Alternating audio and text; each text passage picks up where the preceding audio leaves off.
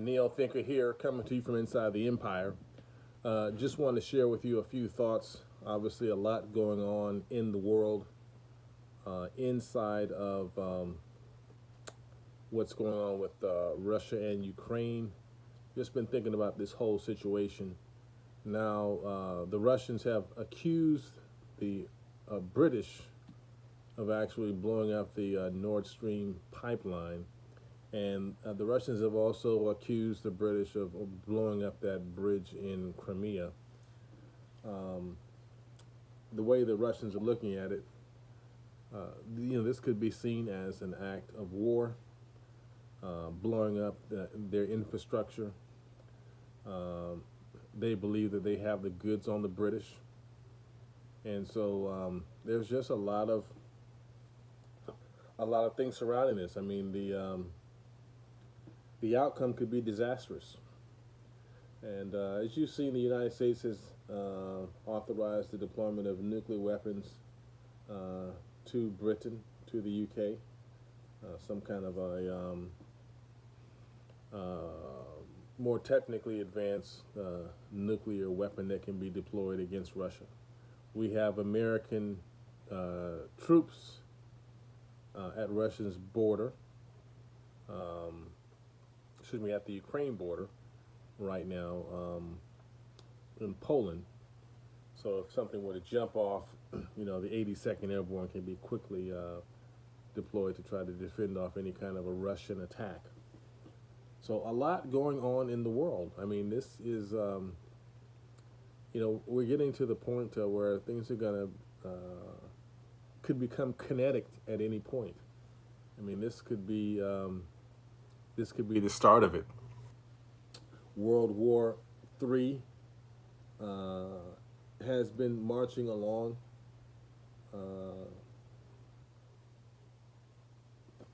But now we're to the point where we're going to begin to see some hot energy, some kinetic energy begin to take off, and we might see some dangerous situations. So, been thinking about that, and what has the current administration, the Biden administration, where are they in this? It seems as though they are basically pushing for a conflict with Russia.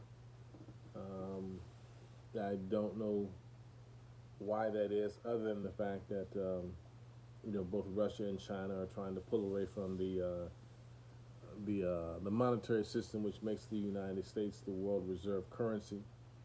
And typically, anytime that you have a situation in which there are countries that want to have an alternative way of being able to fund themselves and fund the world, you normally find the United States in the middle of it, either assassinating a leader or starting some type of a conflict or war to stop it, or thwart the progression of another economy or another economic model that would be an alternative to the current fiat monetary system, which has made the American dollar the world reserve currency and a safe haven for American wealth for generations.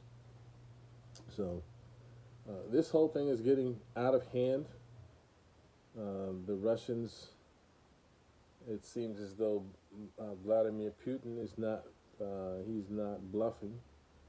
And you have this man, Volodymyr Zelensky, who is intent on not giving up any territory or not coming to the table for any kind of peace talks whatsoever.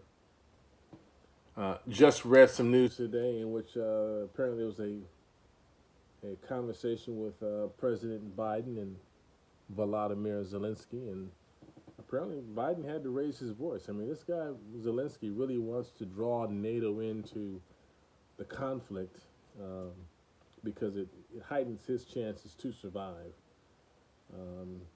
We all know about the Russians asking for the IAEA to come in to investigate the possibility of Ukraine trying to develop some type of a dirty bomb in which they could scatter radioactive material in this conflict and blame it on Russia somehow. That would draw the Americans and the British and NATO into the conflict and it would make it a lot easier on Zelensky to be able to fight the Russians if you have NATO and the United States carrying the bulk of the load in the conflict. So a lot to watch out for, a lot to think about with this whole conflict with Russia and Ukraine. So we need to be thinking about this. You know, there are going to be some things that will happen over the next few weeks that will either lead us down the gauntlet to a kinetic war with Russia, which when you're talking about that, you're talking about world war, and you're talking about thermonuclear war as a likely possibility. So these aren't things that we want to see happen, but we just are looking at the situation, examining it as it were, and it's not looking good. So hopefully cooler heads will prevail. But the whole idea that you have the 82nd Airborne positioned to enter a conflict, you have the Russians blaming the British for blowing up a pipeline, which was an economic resource of Russia, and let's face it, you know, the Europeans need that oil to heat their homes.